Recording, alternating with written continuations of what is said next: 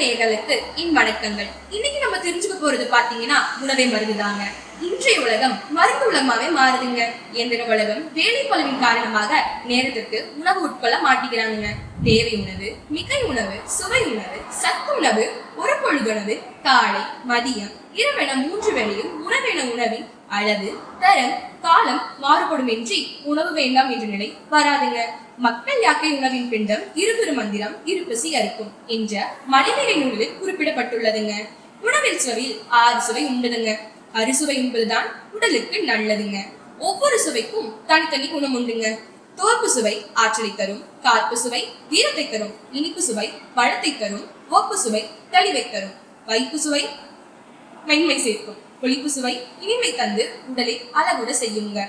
பண்டைய கால தமிழ் மக்கள்ல அன்றாட உணவுகளில் கடைபிடித்து வந்த பழக்கங்கள் அவர்கள் திடமாகவும் நீண்ட ஆயுளுடன் வாழ்வதற்கு காரணமாங்க. இயற்கை கிடைக்கக்கூடிய கீரை, காய், கனி, கிழங்கு போன்ற தாவரத்தையும் அரிசோற்றையும் உண்டதாக சிறுபான்மற்றுப்படியில் குறிப்பிடுறாங்க. காய்கறிகளை கடிக்கோடு தாளித்து உண்டதாக புறநானூறில் இடம்பெற்றுள்ளதுங்க. மிளகு, உப்பு, புளியும் உணவோடு சேர்த்து உண்டனர் என்று குறுந்தொகையில் சொல்றாங்க. குறிச்சி நில மக்கள் எளிதில் செரிக்கக்கூடிய உணவான நெல், கோதுமை, சோளம், திணை, அவரை, எள் போன்றவற்றை அளவோடு உண்டதாக மலைபடுகடாமில் குறிப்பிடுறாங்க.